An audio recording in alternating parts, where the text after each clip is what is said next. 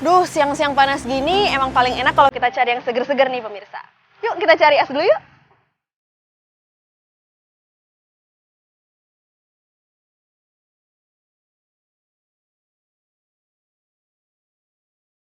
Bu, rujak es krimnya satu ya? Ya, makan sini kok bungkus. Makan sini. Oh iya. Nah pemirsa, tadi saya sudah pesan rujak es krim nih. Pasti seger banget ya. Tapi ada informasi menarik nih pemirsa. Katanya ibu hamil dilarang loh untuk mengkonsumsi es. Informasi ini nih yang akan kita bahas kebenarannya. Menurut pemirsa sendiri, itu mitos atau fakta?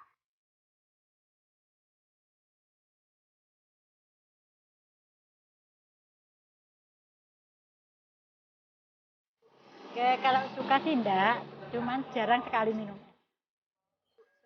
Saya enggak begitu suka. Suka minum es.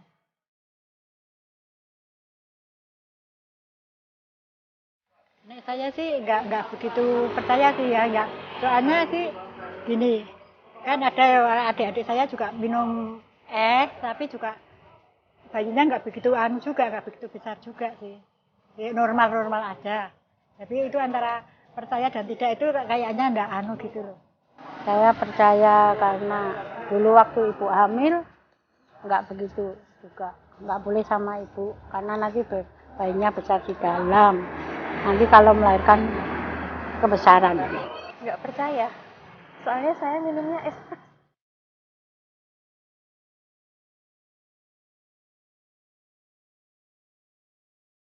Pemirsa, beberapa opini yang beredar di masyarakat mengatakan bahwa mengkonsumsi es saat hamil dapat berdampak memiliki ukuran janin yang besar. Tapi ada juga loh yang mengatakan bahwa mengkonsumsi es dapat merangsang pergerakan janin di dalam kandungan. Kira-kira mana yang benar? Langsung aja yuk kita tanya pada dokter ahlinya. Ini dia. Ya, pada prinsipnya kita sering mendengar mitos bahwa minum air dingin atau air es akan menyebabkan bayi besar. Sebetulnya saya bisa katakan ini suatu mitos karena yang akan menyebabkan bayi itu tuh menjadi besar adalah bukan dinginnya tetapi adalah kadar gulanya. Sehingga saya katakan minum air es tidak akan menyebabkan bayi menjadi besar. Kita harus bedakan minum air es tapi kandungannya air dingin tidak akan menyebabkan bayi besar. Tetapi kalau kita minum es tapi dengan kandungan kadar gula yang tinggi, misalnya es krim atau mungkin es-es yang mungkin es teh manis, es jeruk, dia akan berpotensi untuk menyebabkan bayi itu besar. Sehingga saya luruskan bahwa air es atau dingin tidak akan menyebabkan bayi besar karena toh masuk ke dalam perut kita juga akan menyesuaikan dengan suhu tubuh kita, sehingga yang menyebabkan bayi besar itu adalah tingginya kadar gula pada makanan atau minuman, tetapi bukan pada dingin atau tidaknya suatu makanan tersebut. Ya, sebetulnya mengkonsumsi es itu tuh kita harus melihat dari banyak aspek. Satu, es ini nih dalam artian ibu hamil tuh mengkonsumsi, dia sudah terbiasa atau tidak mengkonsumsi es gitu ya. Nah, dan yang kedua, kita juga harus melihat bahwa es ini nih kalau misalnya kita makan di luar atau apa gitu tuh bersih nggak, diolah dengan air yang bersih atau tidak, itu yang menjadi pertimbangan kita. Terus yang ketiga, sebetulnya batasan waktu untuk boleh minum es atau tidak minum es itu sebenarnya tidak ada secara jelas seperti itu.